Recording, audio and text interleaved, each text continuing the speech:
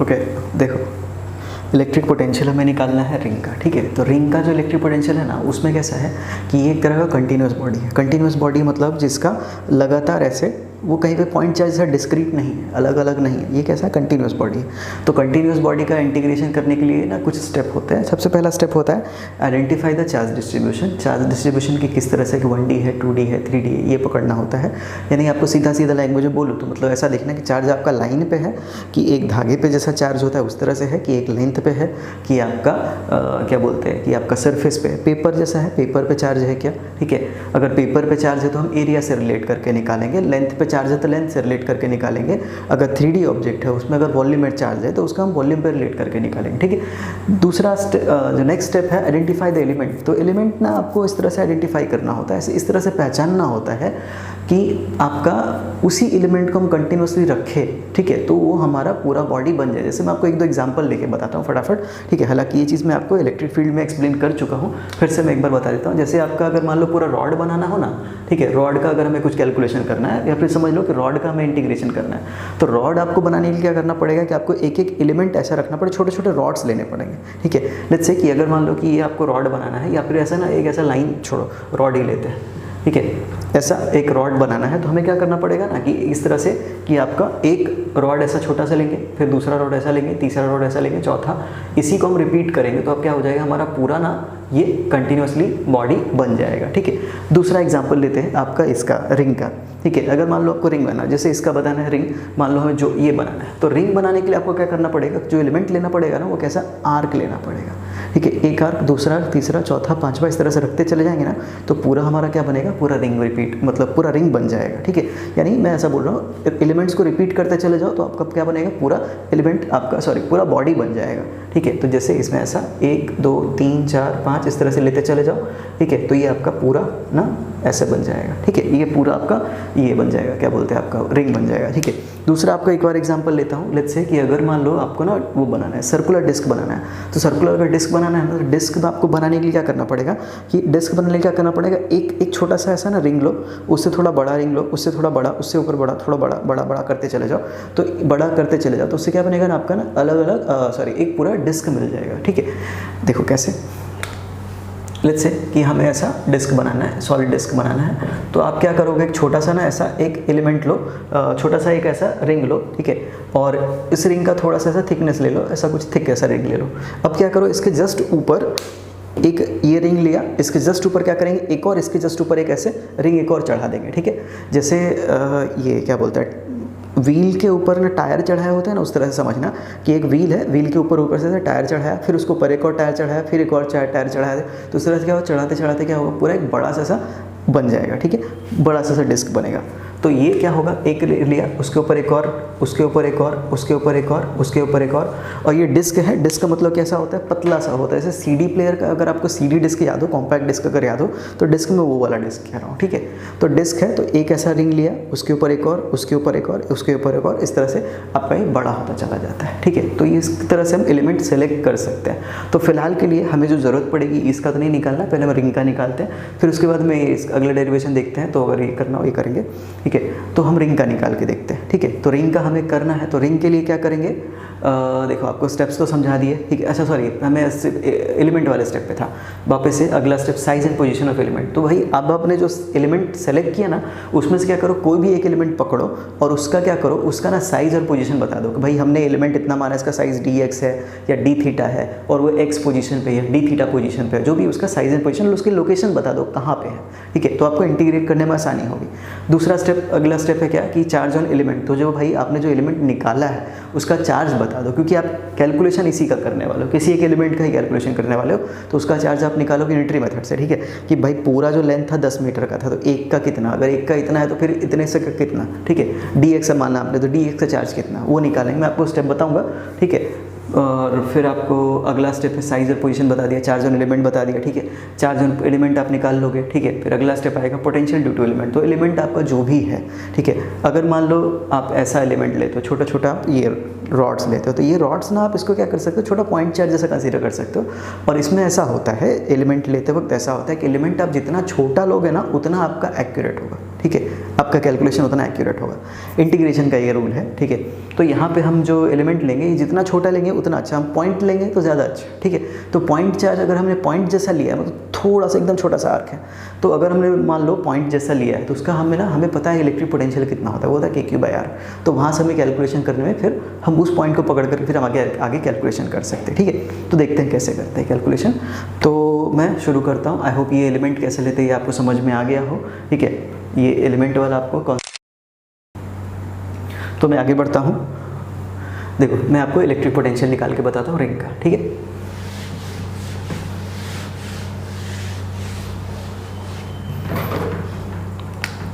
देखो ये हमारा रिंग है, ठीक है। इस रिंग का हमें पोटेंशियल निकालना है यहाँ x डिस्टेंस पे, ठीक है, x डिस्टेंस पे निकालना है। तो और इस रिंग का जो ऐसा है कि इसका चार्ज Q है, रेडियस R है, ठीक है।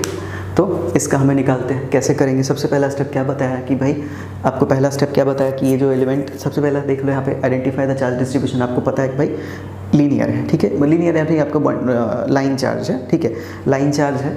तो लाइन चार्ज पे जो भी चार्ज होगा लेंथ पे होगा, यानी कि लेंथ कितना है इसका 2πr। जो भी चार्ज होगा Q चार्ज कहाँ पे 2πr पे होगा, ठीक है। उस पॉइंट को भी साइड पे रखते हैं, ठीक है। आगे बढ़ते हैं। अगला स्टेप है कि आइडेंटिफाई द एलिमेंट। तो इसका एलिमेंट कैसा होगा, रिंग है, रिंग का एलिमेंट कैसा, आर्क, ठीक है। अभी थोड़ी देर पहले डिस्कस किया। तो हम क्या करेंगे, वो आर्क मान लेंगे कहीं पे है, आर्क हम प्रेफरेबली क्या करेंगे ऊपर की तरफ मान लेंगे, ठीक है, ताकि हमें क्लियर दिखे डायग्राम वगैरह। तो हम आर्क इसका मान लिया कहाँ पे है, यहाँ पे है, ओके, यहाँ पे है, ओके, ये ले लिया। अब हम क्या करेंगे कि इसका x डिस्टेंस पे मान लेते हैं। ये डिस्टेंस कितना है, रेडियस कितना है r, और हमें इस पॉइंट पे P पॉइंट पे हमें इसका पोटेंशियल निकालना है, ठीक है। तो क्या करते हैं, देखो इसका ये चलो एलिमेंट भी ले लिया। फिर क्या है, size and position of the element, ठीक है। तो साइज तो देखो भाई क्या है, सॉरी पहले पोजीशन। तो पोजीशन ऐसा है कि पोजीशन क्या करेंगे ना, प्रेफरेबली हम इस पॉइंट से लेंगे, ये आपका सेंटर है, सेंटर से क्या करेंगे, यहाँ से यहाँ तक का डिस्टेंस कितना है r। तो हमें ये डिस्टेंस तो पता चल गया, उसका पोजीशन कितना है r पे ही है। अच्छा दूसरी बात, हाँ एक चीज़ और, यहाँ पे r मैंने मान लिया क्योंकि यहाँ पे ना सब हर एक एलिमेंट का जो पोजीशन होगा ना सबका सेम होगा, r पे ही रहेगा, ठीक है। सर्कुलर पाथ पे है ना, सर्कुलर पाथ पे क्या होगा, सबका डिस्टेंस r ही रहेगा। तो यहाँ पे उस पर अपने सोचने की ज़रूरत नहीं है, ठीक है।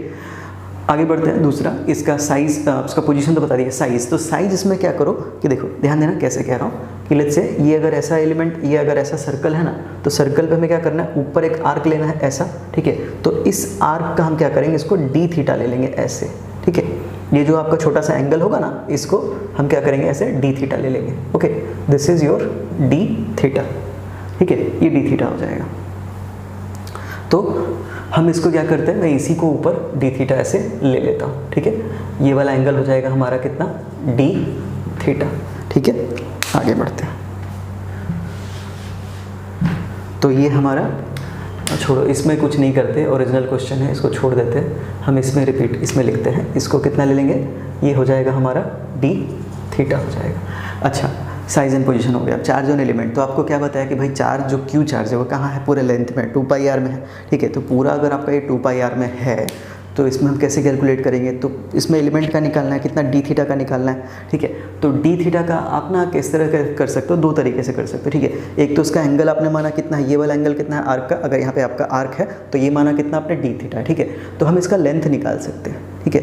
इसका फॉर्मूला होता है थीटा इक्वल्स टू L/R, अगर आप याद करो, ठीक है। अगर आपको आर्क का लेंथ निकालना हो तो इसका फॉर्मूला होता है थीटा इक्वल्स टू L/R, ठीक है, थीटा इक्वल्स टू L/R। तो हमारा एंगल कितना दिया हुआ है, हमारा एंगल दिया हुआ है d थीटा, ठीक है। तो ये d थीटा हुआ, ये L हुआ, ये R हुआ। तो हमारा L कितना हो जाएगा, R d थीटा, ठीक है। तो ये क्या मिला, इसका लेंथ मिल गया, इसका साइज़ आ गया। अब हमें चार्ज निकालना है, तो चार्ज के लिए क्या करेंगे भाई, आपको पता है कि टोटल चार्ज कितना है इसका Q, और वो कितने लेंथ पे, 2πr पे। तो 2πr पे चार्ज कितना है Q, तो एक पे कितना, फिर उसके हिसाब से फिर R d थीटा पे कितना, उससे हमें एलिमेंट का चार्ज मिल जाएगा। देखो कैसे, ध्यान देना, 2πr का चार्ज कितना है Q, एक का कितना Q/2πr, ठीक है। तो ये R d थीटा का कितना हो जाएगा, तो ये हो जाएगा Q/2πr into R d theta, ठीक है। तो इसमें से क्या हो जाएगा, R से R कट जाएगा, ठीक है। तो हमारे पास जो आंसर बचेगा वो हो जाएगा कितना, ध्यान देना, हमारे पास जो आंसर बचेगा dq that will be Q/2π, और इधर कितना हो जाएगा डी थीटा हो जाएगा, आर से आर कट गया ना, तो क्यू डी थीटा अपन 2 पाई। अच्छा थोड़ा सा यहाँ पे कन्फ्यूजन है, इधर डी क्यू लिखा है मैंने, इधर डी थीटा लिखा है, तो मैं प्रेफरेबली क्या करता हूँ ना कि इसको ना थोड़ा सा मैं चेंज कर लेता हूँ, ठीक है, इसको मैं ऐसे कर लेता हूँ, डी थीटा को थोड़ा सा इस तरह से लिख देंगे, ठीक है, डी थीटा ये रहा, ठीक है, तो ताकि कन्फ्यूज़न ना हो आपको।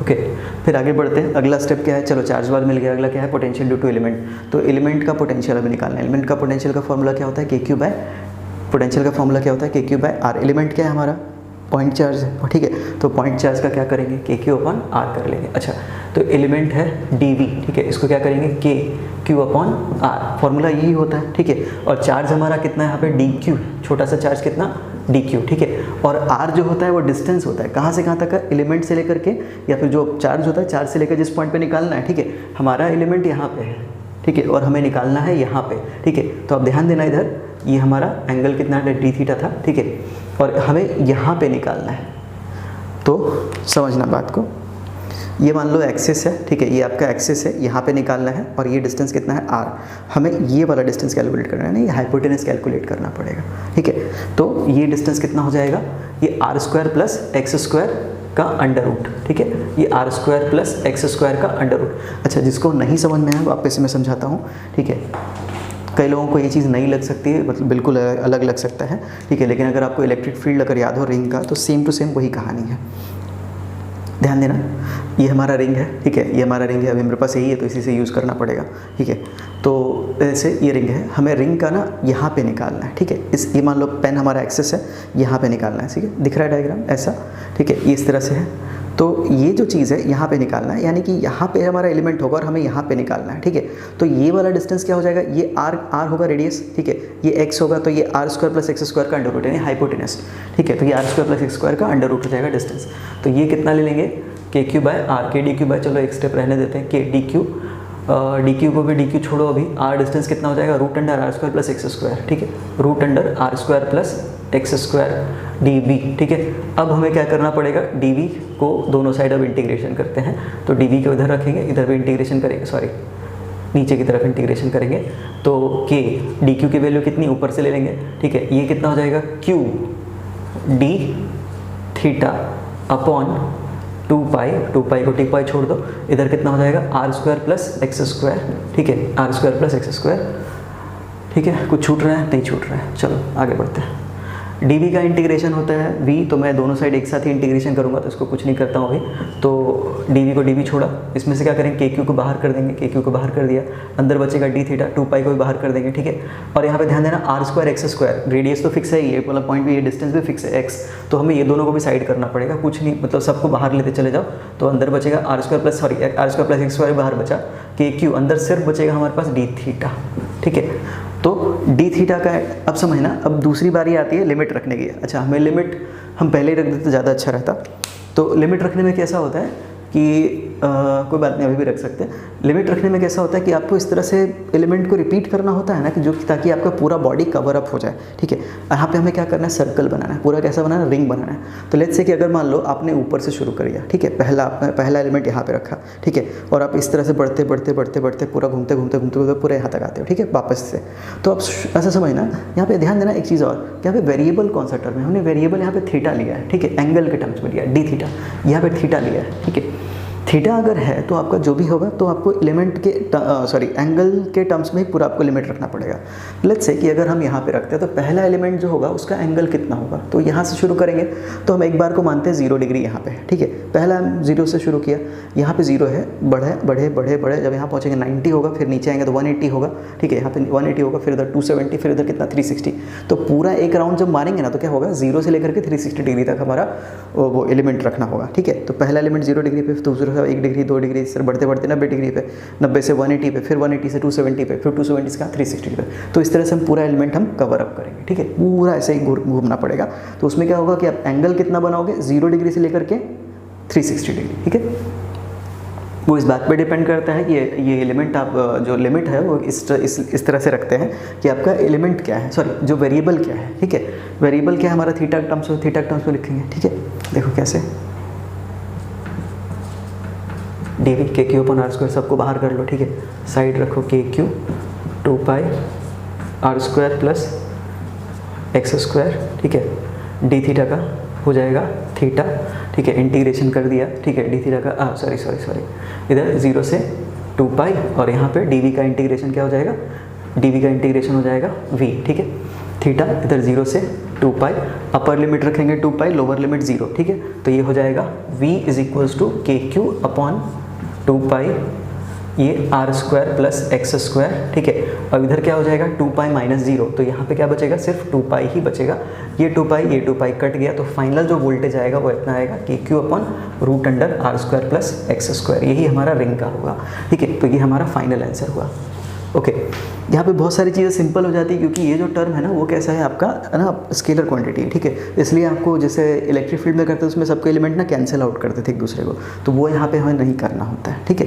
तो ये हमारा हुआ इलेक्ट्रिक रिंग का इलेक्ट्रिक पोटेंशियल, ठीक है। तो यहाँ पे इसको स्टॉप करते फिर अगले टॉपिक पे चलते हैं, ठीक है, ये एक बार लिख लो।